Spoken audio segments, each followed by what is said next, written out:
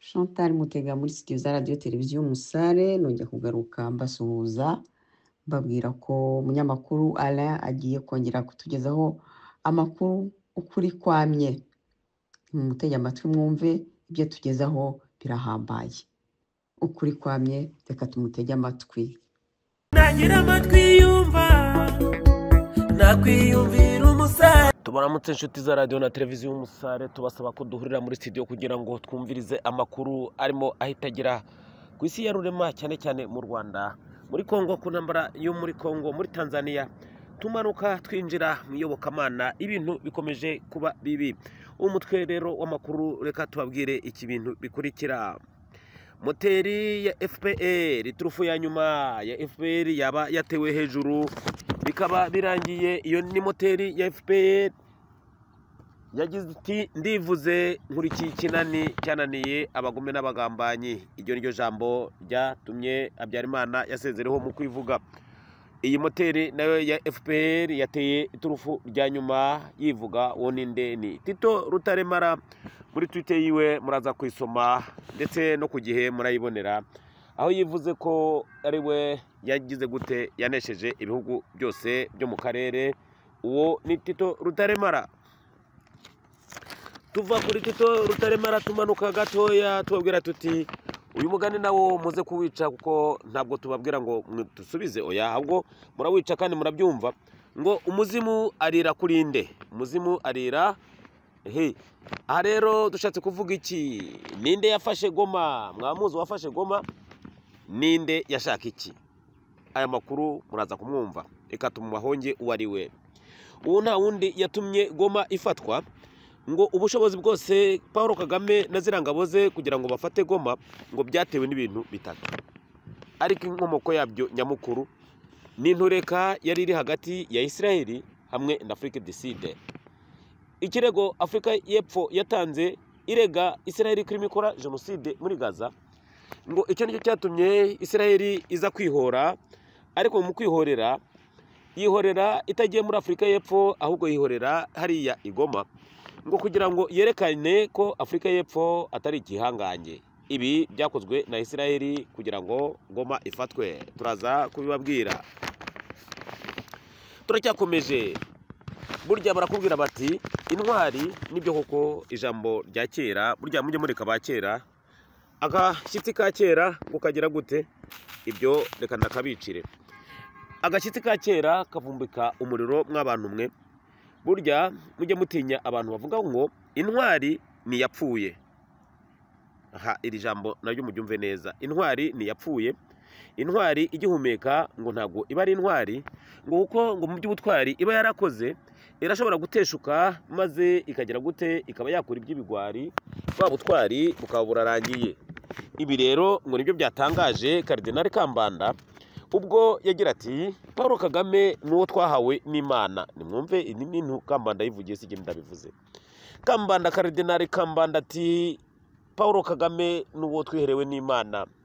Hanyuma Kambanda Cardinal akiva gutora papa hariya i Roma, akiva mu ndege gusa akireba muri telefone ati burya rega Kambanda rya sengero ryanyu ry'Igitarama Kagame ararifunze. Kambanda ati nkubiswe n'inkuba, ati uyu mugabo aya magambo navuze mana yanjye navugiye iki nemeza ko Kagame twamuhawe n'Imana? Ati umuntu twahawe n'Imana ni gute yafunga isengero abantu baza gutura Imana kuri Kristo hariya hepfo hariya mu Ruhango, nyene impuhwe z'Imana? Ati umugabo noneho ibintu yakoze ni biki? Ni nkaho Kambanda yavuze ati wa mugabo rero birarangiye koko ni umusatani, byararangiye. Ati nta kuntu yari gufunga urusengero. Ibi nabyo muraza kubyumva. Abaturage nabo b'u Rwanda bati tuyobowe na satani. Nyuma yaho insengero zifunzwe ari nyinshi hariya mu Rwanda, abaturage b'Abanyarwanda bati ububari burajyamo abantu bakarwana bakicana, ubwo bubari ntibufungwa.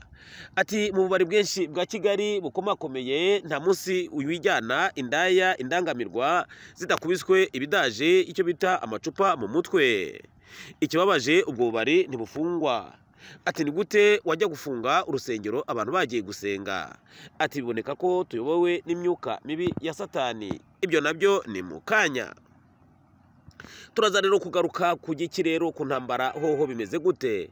Intambara yaba irangiye cyangwa se yaba itangiye niko twavuga. Ni nyuma yaho Masunzu hariya Warikare afashe icyemezo cyo kuvuga ati jewe nje gukubura turarwana kugeza ku kanyuma nta Kongo muzadufatana mwebwe mw'abanyarwanda mwe. Hariya Rugezi hoho byagenze gute? Ibintu birakomeye mw'abantu mwe, iyo tubabwira ntago mwebwe mushaka kutwumva neza. Ni ukuvuga iki? Rugezi abasirikare ba Kagame bahashiriye. Aho naherekera rero, naherekera hariya kuri iriya parike uvuye Baraka. Iyi parike iri hariya Kombe Park National. Hariya werekera za Mwenga na Warungu. Mama we, ibintu byo bimeze gute? Birakomeye. Perezida wa Tanzania ati najewe ndikunkumuye reka nanjye mbe nka Traore. Uwo ni Madamu Suluhu. Ni nyuma yaho urubuga rwiwe barwinjiriyemo bagatangaza ko yapfuye. Uyu mudamu Suluhu ati je Samia rero reka naje ntera ikirenge mu cyane Nelson Mandela, ariko ati jewe nta kuntu Ibrahim Traore wa Burkina Faso yaba intwari, ati naje sinsigare. Uyu mudamu ati idolari ni muri koresha muri banke, ariko hano muri Tanzania rigire gute hishyurwe amatanzania. Uwo ninde Madamu Suluhu? Ibihugu bya Afrika bitangiye gukanguka kugira ngo birwanye gashakabuhage, mu gihe Kagame wewe arimo nawe akanguka avuga ati abanyafrika ndaje mbamarire ku icumu nimba mwanse ko mukorana n'abazungu, abazungu babasahure. Ayo n'ayandi ni mukanya. Uyu munsi ntibisanzwe, mutubere hafi gusa amakuru arabageraho ukuri kwamye. Reka tubahere kuri Twitter ya Tito Rutaremara aho yivuza imyato gusumba Habyarimana. Ubwo Habyarimana yagize ati ndikinani cyananiye abagome n'abagambanye. Uyu moteri wa FPR Inkotanyi yateye iturufu rya FPR Inkotanyi hejuru, maze ubwo biba birarangiye. Nyuma ya Tito Rutaremara nta wundi muntu ashobora kuvuga. Ibi ntago mwari mubizi. Tito Rutaremara rero yashatse kuvuga ati M23 Kagame naho yatsindwa, yatsinze igisirikare cya Afrika y'Epfo, itsinda cy'u Burundi, itsinda cya Kongo, atatsinda abamayimayi. Ati M23 nta kwitagize, yatsinze n'ababirigi, ati ndetse na Trump iramutsinze kuko bagiye mu biganiro. Ibi rero babyita ngo kwikirigita ugaseka, kuko ngo babyita iki? Ibi ngo niko kujijisha kugira ngo yerekane ubushobozi bwa M23. Iye mu Kagame ariko amayeri yayo ngo yaba ayishiranye. Kubera iki Tito Rutaremara yavuze amagambo? Ibinyoma bya Tito Rutaremara, uyu moteri wa FPR n'abagenzi biwe ngo byaba byarasakaye isi yose ku buryo abagabo nta kintu basigaranye cyo kuvuga, ngo isi yose ibahanze amaso ku binyoma byabo. Ibi bikurikirana n'aya makuru twababwiye, tubabwira ko ngo ku isi u Rwanda rwabaye igihangange nimero ya mbere mu gukoresha ibinyoma. Ngo babara abategetsi b'u Rwanda na guverinoma y'u Rwanda yose ngo nta na hamwe bakoresha ukuri. Aba bagabo ngo biyagendera ku kinyoma. Ikinyoma ngo nicyo bashyize imbere gusumba ukuri. Ibi rero Tito Rutaremara yashatse kuba yahumuriza Kagame kugira ngo amufate umutima, amubwira ati Kagame nawe bye bye. Ati ibi bintu kuko twarabikoze mu karere twabaye rurangiranwa. Bimwe Kabarebe yavuze ati akarere twarakayogoje, ati ubu rero nta kintu dusigaye cyo kubeshya. Ubu Tito Rutaremara yikomye umubirigi cyane, ati uyu rero Kirombo Kisekedi ntako atagize, ajya no kwa se mu Bubirigi, atariko nabo byabataye kuwa amazi. Ati ubu rero birangiye. Bigize gute? Birangiye tugiye mu biganiro. Ibi nibyo Tito Rutaremara yashatse kuvuga. Ariko rero ku rundi ruhande mujye mwumva amakuru muyaceshure neza.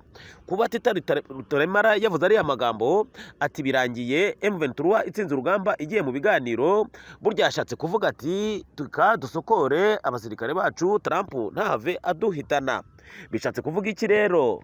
Bishatse kuvuga mu gihe gitoya mwabona ingabo za Kagame koko zivuye hariya, kuko Tito Rutaremara we avuga ati reka tujye mu biganiro, tutsinze urugamba kuko tugiye mu biganiro twari twarasabye. Ibyo rero ni amayeri mwumva yahinduye, aho kugira ngo avuga ati dukomeze intambara ko kuriya niwe moteri wa FPR. Agize ati dutsinze urugamba tugiye mu biganiro i Doha, ndetse tugiye gusinyira amahoro ariya i Washington. Iyi niyo Twitter rero yande ya Tito Rutaremara. Harya mu kwishongora yarimo arapfuka igisebe agipfukisha ibyondo atabanje kucyombora neza.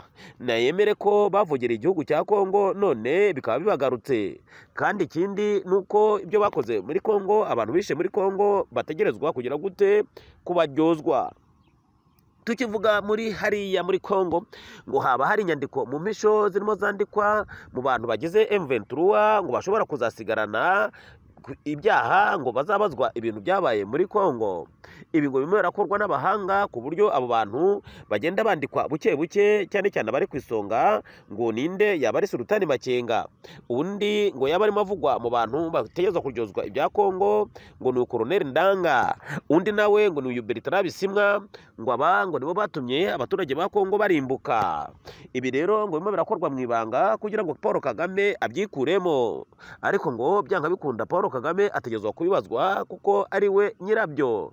Ngo kuba rero Kagame agenda abyihunza agashyiraho abandi bantu avuga ko aribo babikoze, ngo ibi ntacyo bimaze, ngo kuko ari we shefu wabo. Ngayo nguko rero ibi ni mubyumva, muzabyumva, muzabibona. Liste ni ndende y'abantu barimo bavugwa hariya muri M23 bategezwa kubazwa ibi bintu.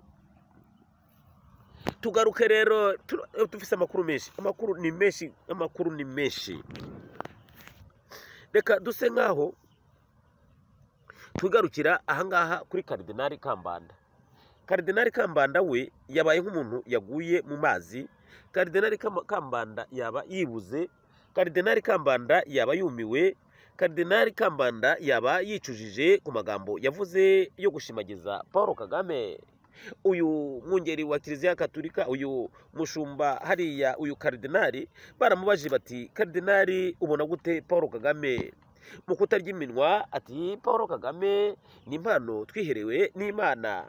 Ati, Paul Kagame uriya ni intwari y'u Rwanda. Ati, Paul Kagame Imana yaramwitwihereye. Ati, Paul Kagame aragahoraho. Ati, Paul Kagame ni igisingizo. Ati, Paul Kagame ntakwasa asa na bike. Ibi byavuze nde? Karidinali Kambanda. Ntibuteye kabiri Paul Kagame atangira gufunga insengero zabo twita abaporote. Insengero arazifunga ndetse n'abakristo arabafunga, ababuza gusenga. Aha Eglise Gatolika yoyo yabona ko ahari ari abaporote Kagame arimo arondera atazigera ajya gukomakoma kwa Papa nyene ubweranda. Ariko siko byagenze, ahubwo yaramanutse ajya mu paruwasi y'Abakatolika arayafunga agasakisaki, abakristo ababuza gusenga. Ibi abakristo Katolika batangira kubyibazaho maze barajumararirwa. Aha Kambanda wewe niho yaruciye ararumira, ntiyasubiye kuboneka asingiza Paul Kagame nk'uko yamusingizaga ukuri kwamye. Reka tubibarize ikibazo kimwe Kambanda. Nyakubahwa Karidinali Kambanda, nk'ubu umuntu akubajije ati, mbega rya jambo wavuze ko Kagame ari impano Imana yahaye u Rwanda, ubu warisubiramo? Ndibaza ko yagira ati, mumbabarire, ati ahubwo sinari nzi ko Kagame ari impano Satani yahaye u Rwanda. Ngayo nguko rero twihanganishe abakristo bari hariya mu Rwanda babuzwa gusenga. Nta kundi bihangane kuko igihe gitoya baraba basubiye gusenga. Iminsi ibarirwa ku ntoki ya FPR yarangiye, nibahagarare bemye kuko igihe cyarangiye, basubire mu rusengero gushimira Imana yabiremeye. Amakuru dufite ni menshi. Dufite ni menshi, aho hari hose dufite amakuru kandi y'ingenzi mutegerezwa kumva. Tumanuka rero gatoya dutuga hariya hejuru hari Igoma. Burya twamugari twababwiye ati, umuzima arira ku muki, ubwo muraza kubyishyura. Bimeze gute rero? Burya ngo hari ibintu twahishwe, ibyahishwe birimo biragenda bihishurwa. Umwe ari hariya Igoma ndetse akaba ari muri M23 hagati mu bayobozi, yagize ati burya rero ninde yafashe Goma? Ati Goma ntabwo yafashwe n'inkotanyi za M23. Ati burya Goma yafashwe na Israel. Aya makuru nimuyumve. Yagize ati burya twarwaniraga hariya za Sake, ariko harimo harategurwa Israel ukuntu yakwihorera kuri Afrique du Sud. Murabyibuka ko Afrique du Sud yari yajyanye ikirego harirahe ijya kwitwarira yitwarira Israel, yishinja ko yakoze jenoside hariya muri Gaza. Murabyibuka ko Perezida Ramaphosa ubwo yivugiye ati Israel irimo iragira gute, irakora jenoside hariya muri Gaza. igihugu cya Afurika cyemeye kwitanga kikavuga ayo magambo ni Afurika du Sud yonyine. Ikindi gihugu ngo cyabaye kukijya mu bitugu cyabaye Algeria, kigira kiti dushyigikiye Afurika y'Epfo kubera jenoside irimo ikorwa hariya muri Gaza. Ibindi bihugu byose bya Afurika byararuciye birarumira. Bivuga iki rero?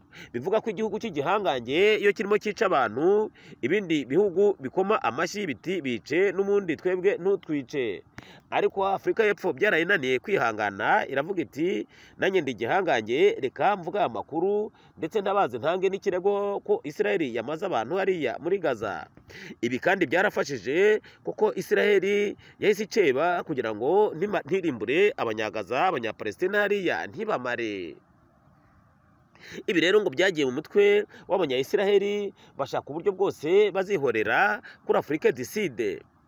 Mu kuyihorera rero haje kuboneka ubabwira uburyo bashobora kugera gute kwihorera biciye mu Rwanda, ndetse bakaba bakwihorera bigiye muri Kongo bakariho bakorera akabi kabishye.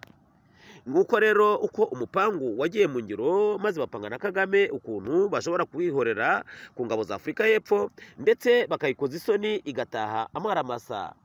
Ibi rero ngo Afurika y'Epfo yaritonze, Israel yaritonze irabitegura neza, ku buryo mu kugira ngo bafate hariya Goma, Israel yakoresheje zijya anteni ziri hariya igoma aho bita kuri 3 anteni.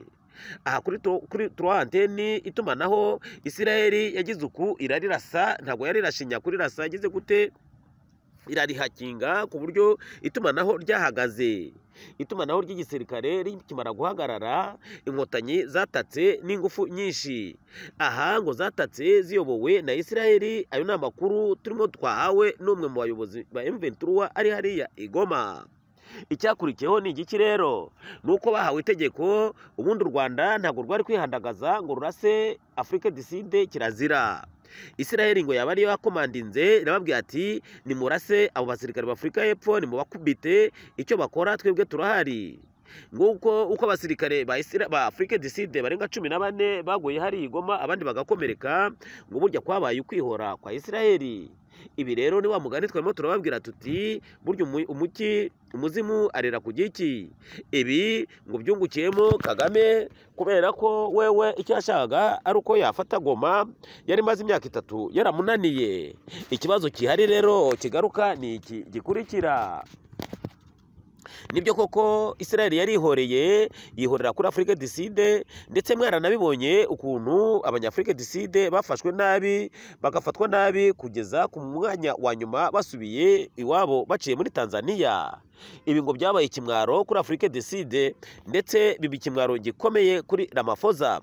Ariko rero ngo ibi byashimishije Paul Kagame, ariko bimushimisha, ariko binamuha iherezo. Burya rero ngo akazaca inka kazivukamo, kandi ngo igihe kigushyira mu mwanya wacyo. Israel yitaza ngo ifashe Kagame bafate Goma, ntabwo igihe cya Kagame cyari kurangira, none ngicyo kirarangiye. Kirangijwe n'iki rero? Kirangijwe n'iyi mijyi ibiri Kagame yafashe Goma, afata na Bukavu, bituma amahanga yose ahaguruka. Israel koko yarihoye kuri Afurika du Sud, ariko bituma Kagame akora ikosa rikomeye rimuhesha penalty, ku buryo isi yose ubu noneho aribwo yahise itangura kumufatira ibihano. Ninde rero yungukiye mu gufata Goma? Ibi rero nibyo tubabwira ati mujye musesangura amakuru mwumve, umugabo utari so akuraga ibyamunaniye. Byagenze gute?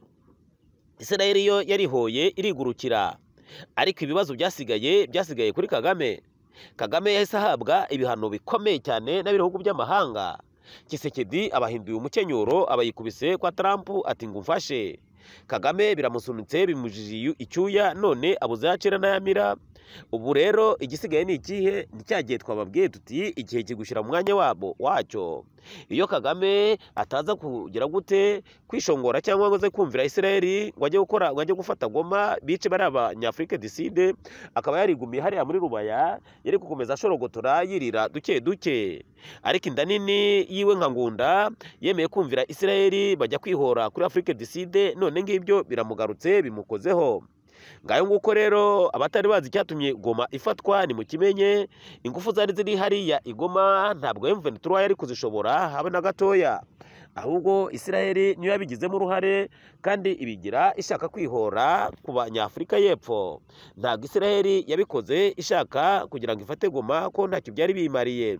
Ikindi ni uko Afurika du Sud yoyo murabizi ari igihangange, amakuru yayamenye mu nyuma, kuko habayeho kugira ngo Afurika du Sud ibe yagira gute, yagerageza kwihora, ariko birayinanira, ihitamo kwihora biciye muri diplomasi. Ubu rero byaba bimeze gute? Amakuru dufite nuko burya ingabo za Afurika y'Epfo zatashye, ariko Kisangani hakaba hari izigera kuri 2,000. Mu byumve, ana amakuru arimo ahita. Izi nazo ngo zikaba ziri mu mpisho, ku buryo zishobora kubona zimo ziragenda zikora akantu ku buryo ingabo za M23 ya Kagame batabizi.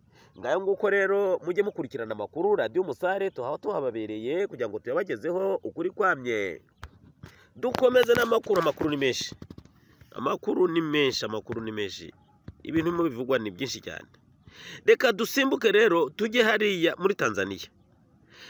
Mwamubonye uyu madamu Samia Suluhu, nawe ati nta kuntu Traore yaba intwari ngo najyewe nsigare.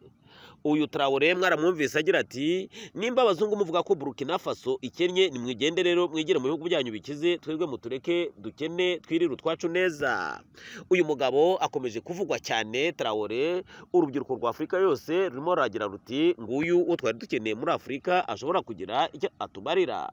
Uyu Traore arimo aravugwa ku buryo arimo agenda yerekana abaperezida b'abanyafurika aho bahagaze, aho batakigira ijambo, ahubwo bavugira mu matamatama batipotipo nka Paul Kagame, bariya bo hehe muri Cote d'Ivoire, ndetse na bariya ba Zagabo. Abo ngabo badafite ijambo, ibyo bavuga ahubwo ari ukugira gute, ari ukwikirigita ugaseka. Aba bakozi b'abazungu nka ba Paul Biya, abakozi b'abazungu bose aba ngo ni abakozi b'abazungu, ku buryo rero uyu Traore arimo bashyira ahagaragara. Ibi rero ngo byaba byaratumye madamu Suluhu agira gute, perezida wa Tanzania abibona, maze akavuga ati nta kuntu hatangwa abatanzania ntitwigeze dutangwa, na twebwe dutegerezwa kuba intwari. Uyu mudamu rero wa Tanzania niko kugira ati burya idolari niryo riduhungabanya hano mu karere muri Afurika. Ubu rero jewe mfashe icyemezo gikurikira, jewe madamu nyakubahwa Samia Suluhu, perezida wa Tanzania, ati dolari sinkeneye kuribona mu maso yanjye, umunyagihugu umuturage arifite ndetse na mukerarugendo. Idolari ni rugume muri banke. Wowe niba uje uri mukerarugendo, fata amadolari yawe vunjisha hariya muri banke, hama baguha amatanzania uba ariyo ukoresha. Iryo ni itegeko, ntabwo ari igisabo, ni itegeko ry'umukuru w'igihugu wa Tanzania madamu Suluhu. Ibi rero ngo bigiye kugira ngaruka iki rero hariya muri Tanzania? Bivuze iki? Baba eshanjeri y'amafaranga ahora yigira uko ashaka, ku buryo ifaranga rya Tanzania ryikubita hasi, ibyo ntibigikunze. Ahubwo ubu amatanzania agiye kuzamuka ajye hejuru. Ibi rero ngo ku banyamerika birababaza cyane, ngo ariko ngo ibi bimeze nka wa mugambi wa Putin yavuze ati abanyafurika nimukanguke. Igiteye agahinda rero ni ikihe? Nuko ibindi bihugu birimo bikanguka byikura abazungu, bigira gute, bitabara abaturage babo, mu gihe Paul Kagame wewe arimo ashakisha abazungu bakorane bamare abanyarwanda n'abanyekongo. Ibi mwarabibonye ubwo wa mushinwa yahagaze hariya mu nama. Burya tugaruke gatoya ku nama yabaraye hariya hirya y'ejo hari i Kigali. Uyu mugabo Paul Kagame ni gatangatanga. Uyu mugabo Paul Kagame mwarabibonye ko nyuma yaho haziyemo agatotsi hagati y'abanyiwe n'abanyamerika ndetse n'ibihugu by'Iburaya bakaba batavuga rumwe. Ubu noneho yarasimbutse ahagaze mu gikiriza cy'abashinwa. Abashinwa nabo murabazi ntabwo mu bintu bya demokarasi bajyamo, bobo icyabo ni inoti gusa. Mwabonye rero umushinwa agira ati Kagame ni igihanganye n'intwari ya Afurika. Ngo urya mushinwa rero burya bari bamutekereye ifaranga kugira ngo ajya kuri table d'honneur maze ashimagize Paul Kagame. Aho ni mu gihe Kagame ngo barimo baramurika imbunda zikorerwa mu Rwanda byahebye kajya. Abandi nabo bati ni gute u Rwanda rwamurika ko rukora imbunda, ati imbunda zitufashije iki? Ati byari gutuma bamurika ko bakora amasuka maze abaturage bakajya guhinga. Genda gusetsa, uramurika kuko imbunda kandi byarakunaniye no ko wakora urushinge. Ibi rero ngo ni ukwikirigita ugaseka no kwihamenyo y'abasetsi. Ariko nyaboneka ngo birashoboka ngo kuko Kagame wewe akoresha abantu kugira ngo bamutake. Ahubwo ngo igihari ni ikihe? Ngo nuko ibikoresho byose yashatse kwerekana hariya ngo izi mbunda zaba zikorerwa muri Isiraheli, akaba yaraje kuzimurika ku bufatanye bwe na Isiraheli, ariko ngo ibi ntaho bihuriye haba na gatoya, ni ukugira gute, ni ukwiha amenyo y'abasetsi. Ngayo nguko rero uko ibindi bihugu bikataje kugira ngo bihe abaturage babo bakure mu ngoyi y'abazungu, Kagame wewe akomeje kugurisha igihugu burundu, ndetse icyo u Rwanda cyo yarakiriye cyose, ubu yarayagize gute, yatatse icya Kongo nacyo ngo akigurishe, none ngicyo kiramuhitanye. Reka tumanuke rero ku ntambara zirimo zibera Minembwe, tuve muri amakuru ya politiki tujye mu Minembwe Baraka, hariya kuri parike Kombe parike Kombe ni Mwenga, santere Mwenga. Bimeze gute? Rugezi ngo ubu hari intambara idasanzwe, ni intambara nyagasani, ngo ni intambara ishobora kuba yamaze inkotanyi ku buryo bwose bushoboka. Izi nkotanyi zakubitiwe hariya rero Rugezi, zarimo ziragira gute, zarimo zirahunahuna kuri zahabiri hariya Rugezi. Byagenze gute? Iyi Rugezi yari maze ikiringo cy'ibyumweru 2 mu maboko y'inkotanyi. Aha rero bavuga ko Busita we ngo yabanje aritegura neza, aritegura neza, arapanga neza, Wazalendo nabo baripanga. Bamaze kwipanga bemeranya kugira ngo bajye gukubita Rugezi.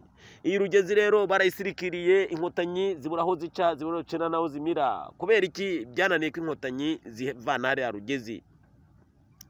Iriya Vitama yariri hafi ya Rugezi n'abasirikare bari hariya Kenkina. Hari ikindi turashaka kubabwira ku makuru, ntabwo turamenya ifirimbe ya nyuma, ntabwo iravuga. Hari ibintu mutazi ko ubu inkotanyi ni nyinshi, hari uvuye za Katogota, hari ahantu ziri nyinshi zifite pozisiyo ku buryo hari batayo zishika kuri 3. Izi batayo zishika kuri 3 zifite ibikoresho ku buryo zifite ibikoresho bihambaye. Abarundi nabo bari hakurya. Ifirimbi ni isigaje kugira ngo gusa ivuge, izi nkotanyi zatake zimanuka zijya Uvira. Ni ibirometero bikiya cyane, ni ibirometero bitarenga ibirometero 48 kugira ngo bagira Uvira. Ariko se kandi bari bushobora Abarundi, bari bushobore Abazalendo, ahubwo ikintu kiboneka rero ni kimwe cyonyine. Izi batayo ziri harazi inkotanyi, bya bindi Mutesi Sikovia yavuze ati mbega abasirikare bacu twohereje bararashe hariya Ibuvira. Iki kiganiro mwaracyumvise, mujye mwitondera Sikovia ko ibintu avuga ababizi. Ati mbega abasirikare bacu tuzi neza na neza, babandi force, babandi special force bararashe ntibararasa. Mu by'ukuri bararashe, ariko batayo zigiye kuri zingahe zose 3 ntizirarasa. Ntabwo zirarasa, turabizi neza ntabwo zirarasa. Hari izindi batayo none z'Abarundi nazo zazamutse zigiye kuri 6, izo nazo ntizirarasa, bararabana ayingwe. Bihasigaye isifure yande ya Paul Kagame. Ngibi rero bishobora kubyara iki rero? Mujye mubyumva neza ikintu bishobora kubyara. Nuko iyi sifure nivuga, izi ntera nkota za Kagame zigakubitwa hari Agatogota, hari asange ni ku birometero bitarenze 12 werekeza ku mpaka w'u Rwanda. Intambara irashobora guhita yambuka mu Rwanda hari icyangugu. Ngayo nguko turabibabwiye. Igusa ikintu gishoboka ni kimwe cyonyine, nuko izi nkotanyi ziramutse zatatse, zakwataka zigamanura Abarundi zikabarenza za Sange zikabageza za Kagunga zisatira Uvira. Ariko biramutse byanse ko izi nkotanyi zitsinsura Abarundi, Abarundi bakazitsinsura, no kuvuga iki?